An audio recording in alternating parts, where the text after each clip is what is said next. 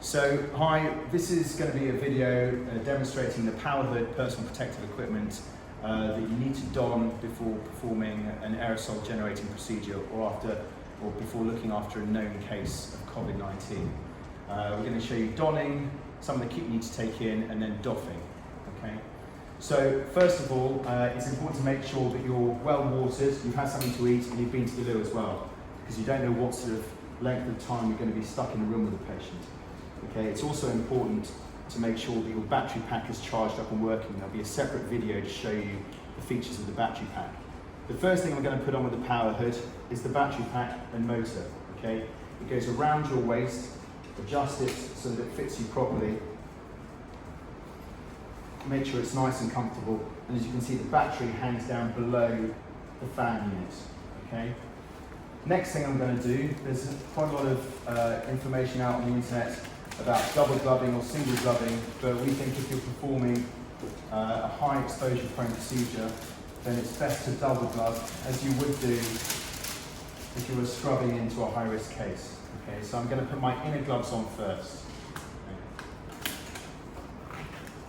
If you can, I think it's a good idea to use proper inner gloves so that you have the colour to act as a good cue to know whether your glove is the inner one, which is relatively clean, or the outer one, which is dirty.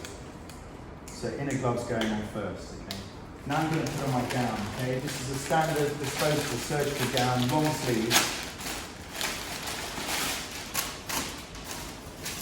And it's very strange when you do this at first, because normally when you do this, we're preparing to do a sterile procedure and we're very cautious about getting things de-sterilised. But remember, at the minute, this is all about protecting us, so it doesn't have to be fastidious at this point about being clean. What matters is the doffing later. So get your buddy to help you. So Jo's been my buddy today. She's doing the Velcro up relatively loosely at the back so that it's easy for me to take the gown off later. Okay. And she's going to tie the back of the gown again relatively loosely so that the power pack and the fan isn't obscured by the back of my gown. Okay. Next, while she's doing that, I'm just going to put on the outer gloves. Okay, these are going to be my dirty gloves. They're going to go on the outside of my gown sleeve so that I have a glove, sleeve, glove sandwich, as it were. Okay. That way, when you peel off the gown later, your dirty outer gloves will come off with it. And take your time with this. Okay. I'm probably going a bit fast because this is a demonstration video, but in reality, you need to make sure you're protected and to be really careful with how you're doing things. Last thing I'm going to do is put on the hood. Okay, this is one of the power hoods. There's an elastic band that goes all the way around your head, and elastic that fits to your face as well. I'm going to grab it at the front, put it down over my face, bring the hood towards the back. Just make sure that the elastic is all even around the sides of your face and your forehead, so that it feels comfortable. And Jo is going to screw in the hose and the push and twist motion to the pack at the back, and then she's going to turn it on. It can get quite musty in here if the thing's not turned on, but as soon as it's turned on, it's actually not too bad at all. So my ODP, or the person who going into the room, is going to do exactly the same procedure with that same body. Okay. Now I'm going to take the kit I want. Now it depends on what procedure you're performing in the room, but for example, if this is an intubation, I'm going to take my intubation pack, my COVID intubation pack, which we find on top of the COVID distal airway trolleys. I'm going to take a couple of yellow bags so that we can dispose of the kit that's not for cleaning, that we're not going to reuse. I'm going to take my drugs. Okay, this is empty, but obviously in reality it'll be full of your infusion drugs and your induction drugs. And my ADP, once they're donned up as well, they're going to help me carry in my ventilator and my video laryngoscope, which would either be a CMAC or a McGrath. Okay, so now I'm going into the room. Okay, my ADP is going to bring those with me.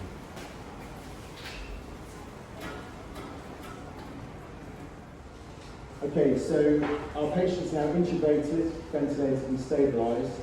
I now have to leave the room for a myriad of reasons. I'm going to show you the doffing procedure. Okay.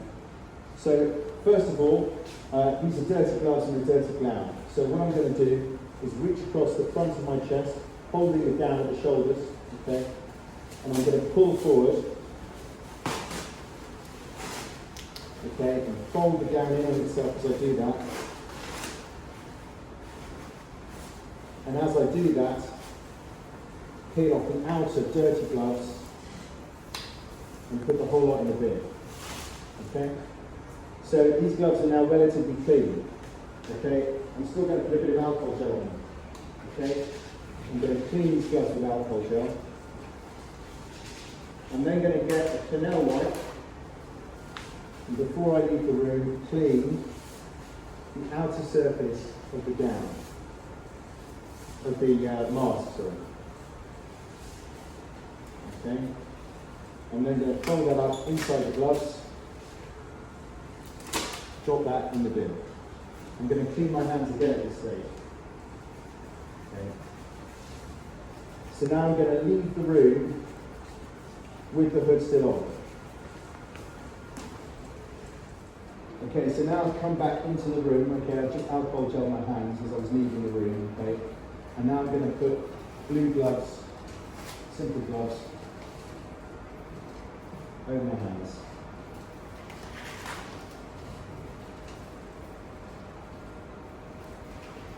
I've already given the mask a clean inside, so now I'm going to ask Joe to turn off and disconnect the power hood.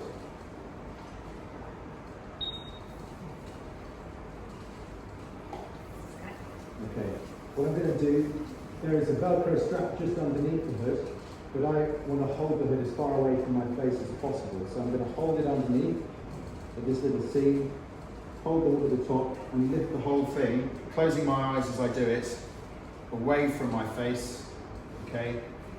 And I'm going to pop it in this receptacle for cleaning later, okay? I'm then going to do the same thing. I'm going to put more alcohol gel on my gloves this time.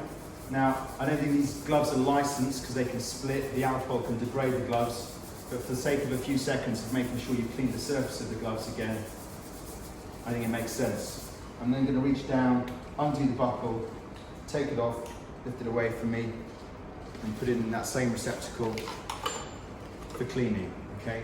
I'm going to take my gloves off, dispose of them in the bin, and clean my hands again. And that is how you do donning and doffing with a power hood. There you go. So we've just come out of the room and performed the doffing procedure with the power hood, and now my buddy Joe is cleaning both the hood and the power pack with a Flanell wipe. So she's going to clean all the way around the filter, the battery pack, everything that was exposed outside of the back of my gown. She's going to clean the straps on both sides as well. She's doing this whilst wearing an apron and simple gloves and a mask, and she's going to dispose of all of those afterwards as well. So there's got Flanell wipe all over it. She's going to set that to one side so it can dry, and then she's going to take a separate one and do the same with the hood. So she's going to clean the outside of the hood and the inside of the hood. Okay. The elastic around the side, all over the inside of the visor.